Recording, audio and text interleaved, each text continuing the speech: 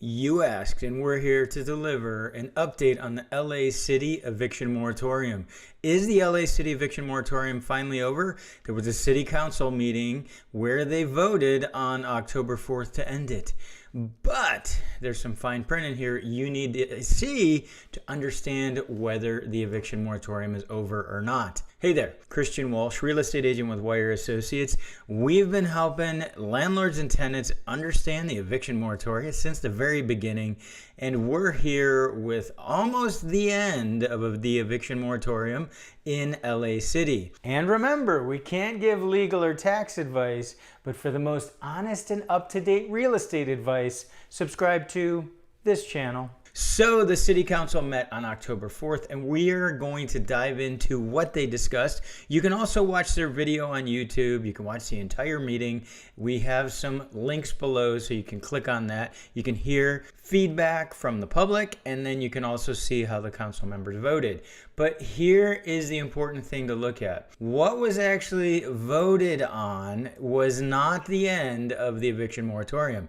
What was actually voted on was a request that the city attorney, with the assistance of LAHD, draft an ordinance to amend these various sections in the law. Why is that important? Why does that matter? Because things could still change. We aren't actually looking at the ordinance to understand what the exact changes are going to be to the LA City Eviction Moratorium. It should match what we see here, but there could be changes before ultimately the ordinance is signed, and the dates could change. Another important note, there's actually going to be a second ordinance that comes out, and that's down below here, which talks about regulating rental properties in LA City, namely properties that are normally exempt from regulation per AB 1482. We'll talk about that at the end of this video. But in the meantime, rather than read through all this, let's just go to a calendar, a timeline I put together, so we can see exactly when these dates fall. Let's dive into the dates, and I've already seen misinformation out there in news articles that were posted on this. And again, these can change depending on what the ordinance says and what the final draft that's signed of the ordinance looks like. But here we have the dates that were voted on in the October 4th meeting. So the last day for the LA City Eviction Moratorium will be January 31st, 2023, which means the first day without an eviction moratorium will be February 1st, 2023. This is stipulated in the language that was voted on that the Ellis Act or demolition, so a landlord wants to exercise those two ways to terminate a tenancy, they're both considered no fault, that for an RSO property, they're going to have to wait until 60 days after January 31st. So that's April 1st, which is actually a Saturday, so it will be pushed. What's unclear is whether the landlord has to wait until April 1st to deliver the 60-day notice, or if they can deliver the notice on 2/1/2023, and if the tenant doesn't move out, go ahead and start the eviction process 60 days later. That will be elaborated on in the ordinance that is passed, theoretically. The other important thing to remember is there will be relocation assistance that is due for RSO units in LA City. Moving on, important dates, very important dates, and some confusion over this as well, and that is the deadline to pay back rent. So what happens here is, as long as you meet these deadlines, you can't be evicted for non-payment of rent.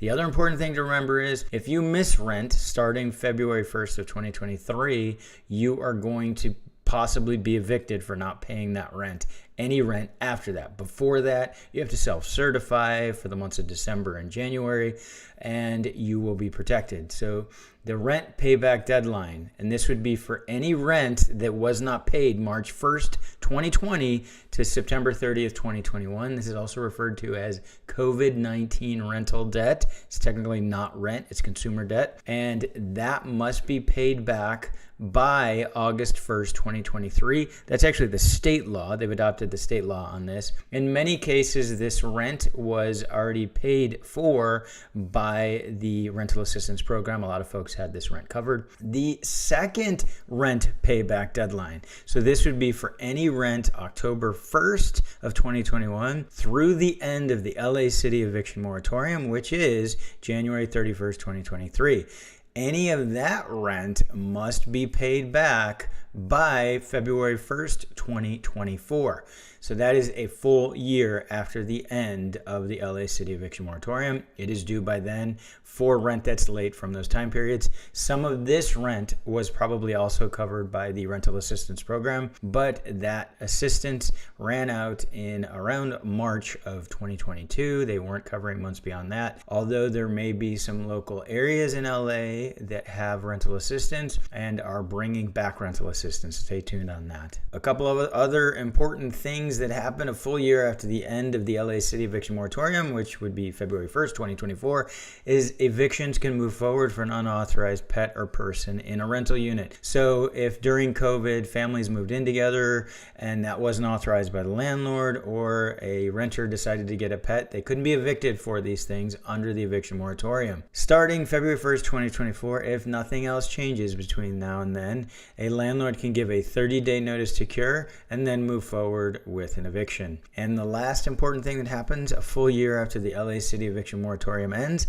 is that RSO units, the rent freeze will be over. So rent can be raised starting February 1st, 2024 for RSO units, to be decided on how much that rental increase amount will be. So those are the important dates that should end up in the ordinance and should be passed by agreement and signing of the ordinance, but we haven't seen the ordinance yet, so we don't know for sure. So as of February 1st, 2023, landlords will be able to move forward with these type of evictions. This is the civil code that governs LA City Evictions, section 151.09. And this section defines at fault and no fault reasons a landlord can evict.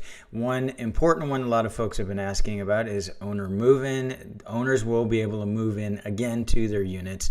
And just remember RSO, there will be relocation assistance, plus some other rules that must be followed. And thanks for sticking around to the end. The other section I mentioned in here, an additional ordinance, or maybe it will be included with the other ordinance. I don't know if it'll be two separate ones. Theoretically, it should be. This will regulate evictions on all non-RSO properties to restrict to those reasons that we just showed you. What this means that right now, properties that aren't under the RSO, that fall under AB 1482, that were exempt, so this would be a lot of single family homes and condos, would now be subject to the limitations in LA City that RSO properties are. So this is an interesting change, and I don't know, to be honest, if it's a legal change.